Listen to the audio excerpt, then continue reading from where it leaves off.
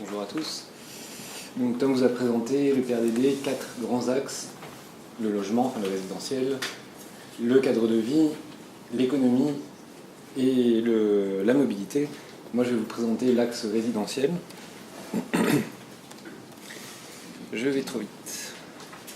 Oui, donc, le PRDD entend répondre à la croissance démographique, développer une ville équilibrée au point de vue résidentiel et donc propose différentes actions sur le moyen et sur le long terme. Il s'agit de 3 grandes idées.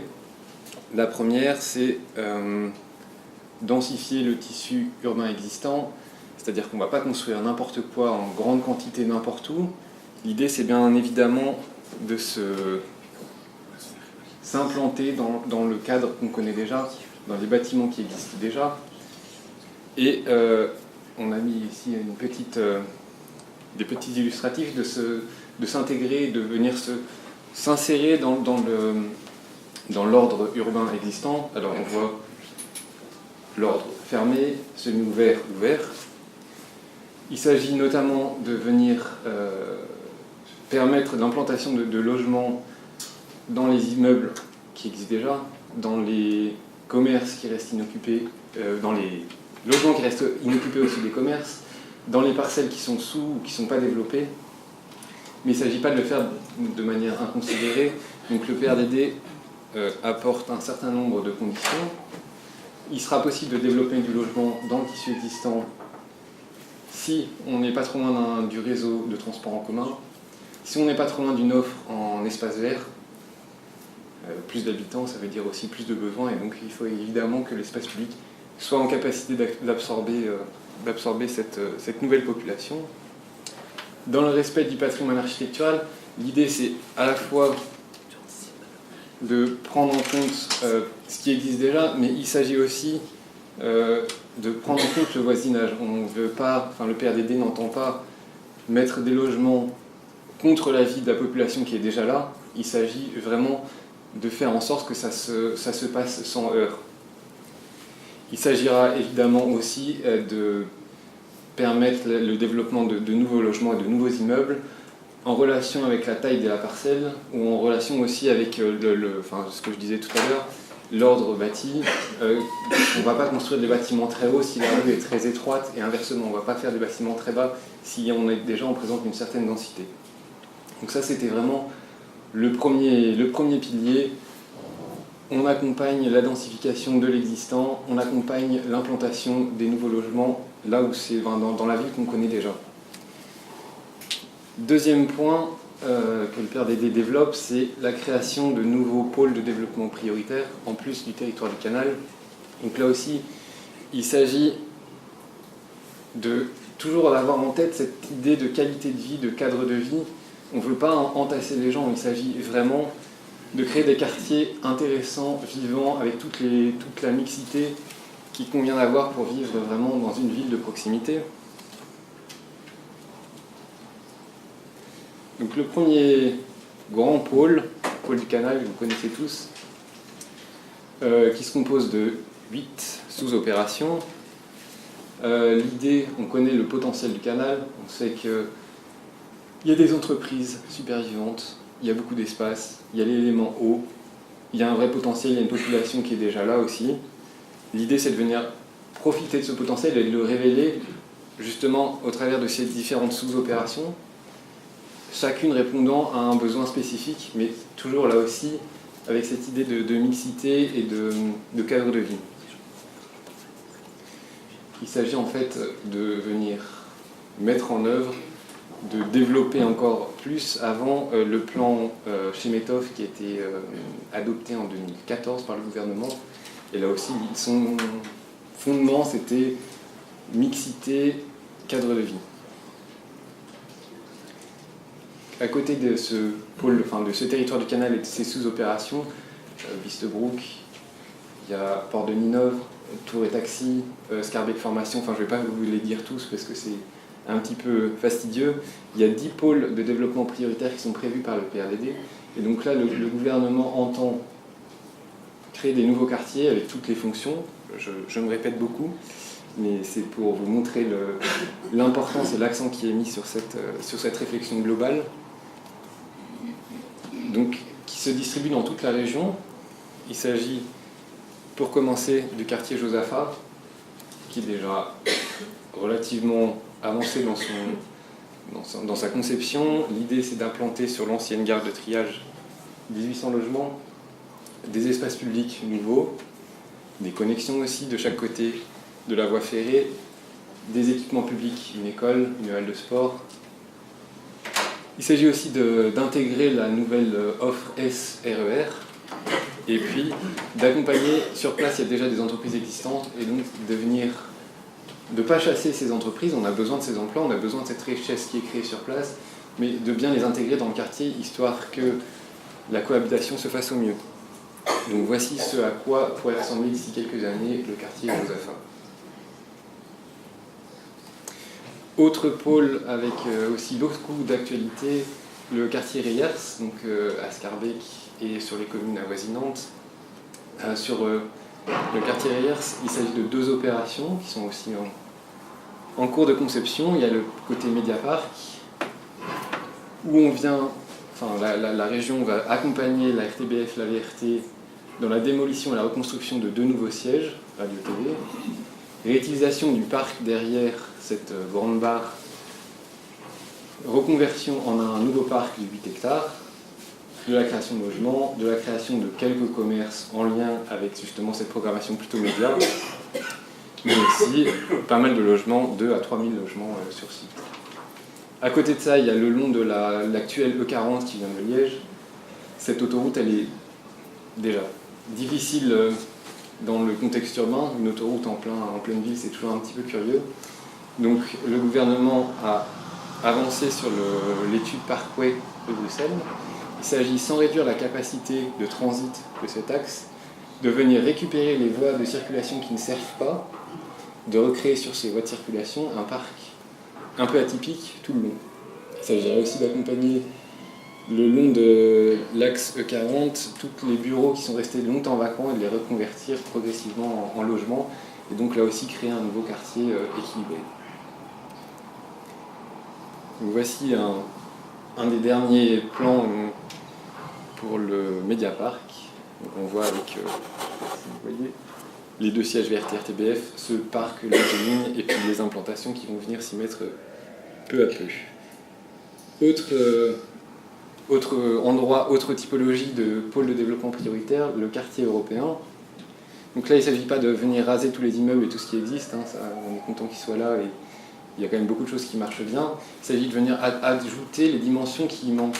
C'est-à-dire que le soir, c'est souvent un petit peu vide, un petit peu mort, et c'est souvent quand même assez soumis à la congestion. Donc ce que le gouvernement entend faire sur ce pôle de développement prioritaire, rajouter des espaces publics, de la mobilité douce, et rajouter quelques fonctions qui manquent, le commerce, le logement.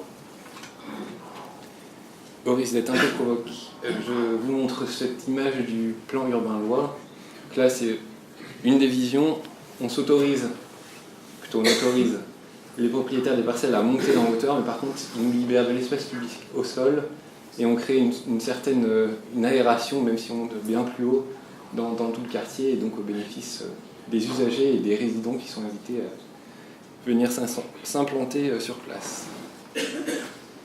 Autre quartier, l'ex-OTAN. On sait que le siège de l'OTAN est passé de l'autre côté du boulevard Léopold III. L'inauguration a eu lieu ou aura lieu dans peu de temps. On se retrouve avec un grand espace déjà bâti, mais faiblement bâti, à proximité de la région flamande. Donc l'idée là, c'est par une planification interrégionale et une concertation, venir implanter un nouveau quartier dont on jauge le potentiel à 1500 à 2000 logements. Mais pour l'instant, ça reste encore très peu avancé, en tout cas en projet. Donc voici une illustration des différentes maquettes qui permettent justement de venir interroger la viabilité de chaque solution proposée. Les casernes d'Ixelles et d'Etterbeek qui nous intéressent pas mal.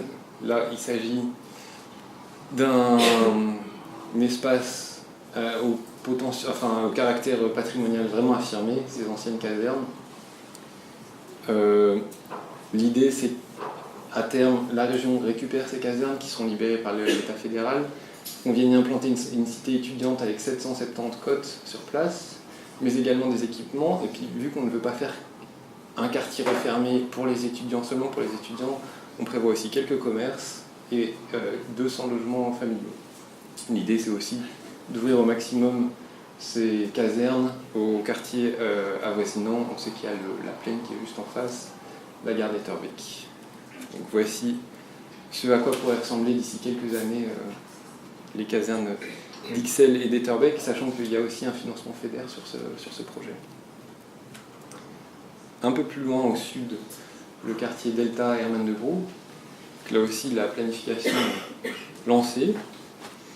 L'idée, c'est d'implanter de 450 à 650 logements sur le triangle, mais aussi d'implanter des nouvelles activités et pas mal de logistique et d'activités productives, sans que ça se dérange. Se mettre au diapason avec les autres développements qui existent à côté et créer des nouveaux espaces verts. Donc, voici une image de synthèse qui permet de bien illustrer justement cette mixité fonctionnelle qu'on espère, qu'on attend, et de montrer ici, c'est vraiment par strates une socle d'activités productives et de logistique, le long des nuisances du chemin de fer, et puis au-dessus de l'espace public et des bâtiments réservés au logement. Le quartier du Midi, c'est la même typologie que pour le quartier européen. On vient rajouter les dimensions qui manquent du logement, et une mobilité repensée, parce que pour l'instant c'est encore un petit peu chaotique. En tout cas, on n'arrive pas au potentiel qui existe, on n'arrive pas à utiliser tout le potentiel qui existe. Et puis justement, on fait vraiment un effort sur l'espace public et la qualité de cet endroit qui est la porte d'entrée de la région pour de nombreux touristes. Voici un des visuels du schéma directeur qui a été approuvé l'an dernier par le gouvernement.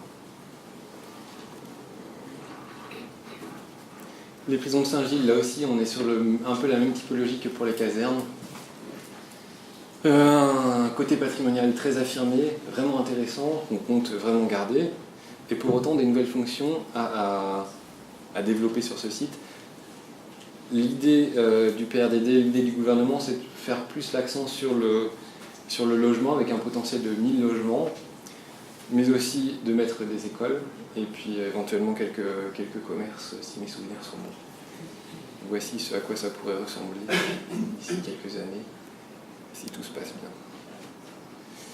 Le quartier du Heysel, avec là aussi une actualité chargée. L'idée, c'est pas seulement de refaire un stade sur le parking C, l'idée, c'est aussi de développer un nouveau centre de congrès international à proximité du Palais 1, de mettre les fonctions qui vont avec, des hôtels, un pôle récréatif et commercial le long de l'avenue Boulevard, 7 hectares d'espace vert, donc c'est pas tout béton, justement on essaie de supprimer les parkings et de faire des espaces verts, et aussi 750 logements prévus à terme. Cette image, vous la connaissez, c'était le visuel de l'entreprise Néo. L'an dernier, il y a eu pas mal de pubs à Bruxelles sur ce projet. La gare de l'Ouest, l'endroit parmi les mieux desservis de toute la région en transport en commun, avec les 4 lignes de métro et le réseau SNCB. Et pour autant, si peu valorisé, le pôle de développement prioritaire prévoit un programme de 450 logements, des nouveaux espaces de bureaux, une infrastructure parascolaire, scolaire avec la SNCB et un parc de 3 hectares minimum dans ce quartier. Donc voici ce à quoi pourrait ressembler le parc de la gare de l'Ouest, le parc provisoire de la gare de l'Ouest d'ici quelques mois, quelques années. Donc ça, c'était vraiment les 10 pôles de développement prioritaires en plus du territoire du canal. Donc on a vu les 2 premiers piliers. Troisième pilier, le gouvernement entend favoriser la création d'une autre typologie de logement, et ça s'exprimait par des tours, des bâtiments hauts. Pour autant, le gouvernement a vraiment souhaité cadrer, il connaît l'enjeu politique, l'enjeu de bon voisinage qui existe, donc il cadre très précisément la création, l'opportunité de créer ce genre de logement dans la région, d'une part d'un point de vue géographique. Donc là vous avez une carte, les périmètre bleu, c'est là où il sera possible de demander de construire des bâtiments hauts groupés. Et les axes jaunes, ce sera là où il sera possible de demander des permis d'urbanisme pour des tours isolées. Ça, c'était le premier critère géographique. On voit que ça ressemble aussi, ça se recoupe pas mal avec les pôles de développement prioritaires, même si ce n'est pas toujours les mêmes. Et deuxième principe, c'est évidemment de faire une attention, enfin de porter une attention particulière à l'architecture, à la qualité climatique. On ne veut pas des tours qui fassent de l'ombre portée incroyable. On ne veut pas que ça crée des vents pour le tissu qui existe déjà autour.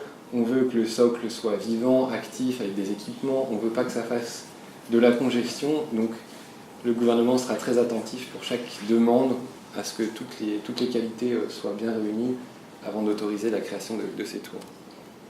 Donc si je fais une synthèse de l'axe logement, l'axe résidentiel, 10 pôles prioritaires plus le canal, 3 à 4 000 logements qui sont nécessaires chaque année. Donc là aussi, il y a un vrai enjeu de les mettre en œuvre. 6 500 logements publics avec une répartition 60% destinée aux revenus sociaux, 40% aux revenus moyens, et une densification du tissu existant, mais pas à n'importe quel prix, pas n'importe comment, avec des critères très, très encadrés. De même que pour la création potentielle de tours, des critères géographiques et des critères architecturaux et urbanistiques très forts. Et on passe à l'axe 2 sur la qualité de vie. Donc le PRDD ambitionne de faire de la région de Bruxelles-Capitale une ville de proximité. À cette fin, donc, il propose donc, de trouver tout près de chez soi des équipements, donc crèches, écoles, des commerces de proximité, boulangerie, boucherie, etc. Un parc, des transports en commun, des PME. Ça se traduit dans le PRDD par les noyaux d'identité locale que vous voyez ici. Donc en bleu, ce sont les noyaux d'identité locale existants et en rouge, les noyaux d'identité locale à créer. Alors, ces noyaux ont été définis sur base de certains critères, dont les centres anciens du PRD 95, la présence de marchés, c'est également la présence de certains équipements type maison communale, bibliothèque publique, c'est aussi les centres des quartiers commerçants et c'est également des espaces publics ou des espaces verts importants en termes de fréquentation par les habitants. Donc ça, c'est un exemple de noyau d'identité locale. Alors, c'est également des actions sur l'espace public et l'espace vert. Donc d'abord, la présence de la nature en ville. À cette fin, donc, le PRDD a déterminé une zone de verdonnement prioritaire qui est ici représentée en rouge. Donc c'est dans cette zone qui est densément bâtie, la plus densément bâtie de la région, que seront implantés prioritairement les espaces verts, les nouveaux espaces verts. Et on apportera également une attention particulière au verdonnement des espaces publics.